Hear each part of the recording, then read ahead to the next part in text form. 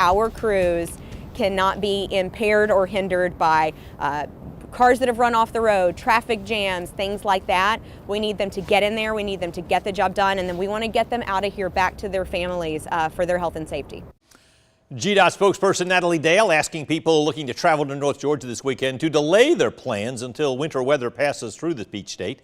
Today, the Georgia Department of Transportation started treating more than 19,000 miles of roads with brine. The water and salt mixture helps keep the roads from icing. The agency is also keeping track of road temperatures so they know which roads need additional treatment. And they're also increasing the supply of snow removal equipment in North Georgia.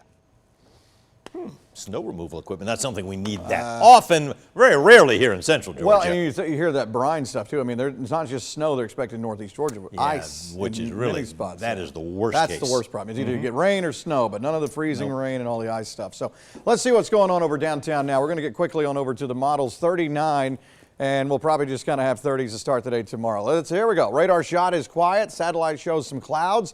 As we move around, we don't see anything coming in just yet, but it all starts as we go through for us tomorrow evening into the overnight into Sunday. So here's that winter storm watch in blue, the warning here in pink, and notice it is just a little cluster of counties here in Northeast Georgia, especially in the mountainous areas, and we're down here, so we don't have any watches or warnings. For us, we're just looking to see, do we see something that's kind of a novelty? Do you see a little sleet? Maybe you can get a picture of some flurries, something like that. That's the way it is right now. Now, these systems can always kind of play with you a little bit here, and sometimes they can swing one way or the other. So all we can do is go with what we know so far, and the models have been pretty consistent with mainly keeping it north of I-20, except for maybe some of our northern counties. Here's tomorrow night. Rain starting to come in. This is around this time.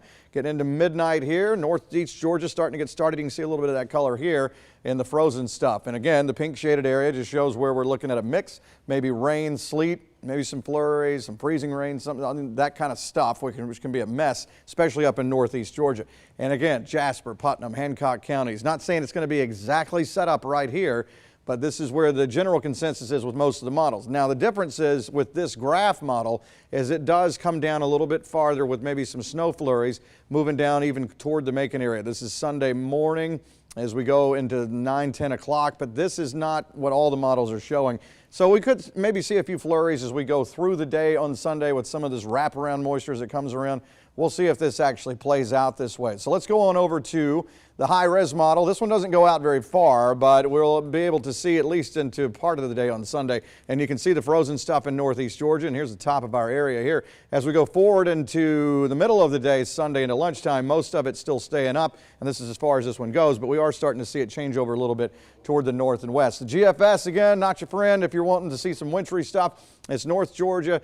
As we go 5, 6 o'clock in the morning, we're just seeing rain. So you're looking for the pink shaded area or the kind of the purplish area and white area. That's where the snow could be.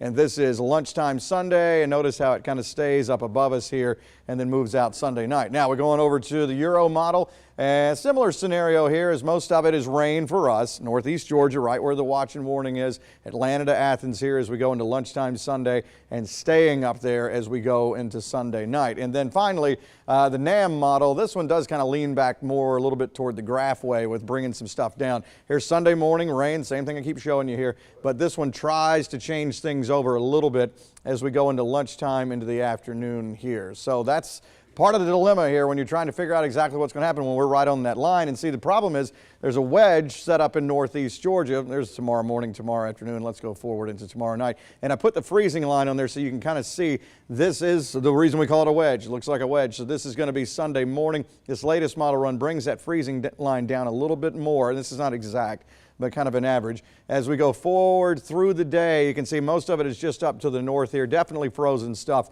well up north of I-20. And as we go into Sunday night, still kind of around there. But as is always the case, by the time most of the precip starts to outrun the temperature here, which was what we usually see, that's when we finally start to see the freezing stuff come on in, is once the rain is gone or anything that could change over. I do know this, that if we're seeing rain, it is going to be a windy situation. Overnight tomorrow night through the day on Sunday, these are wind gusts here that could be 25, 30 to 40 miles per hour as we go through tomorrow night and through the day on Sunday. So that sounds like beautiful stuff. Go out and enjoy it. So again, tomorrow night, overnight into Sunday, rain.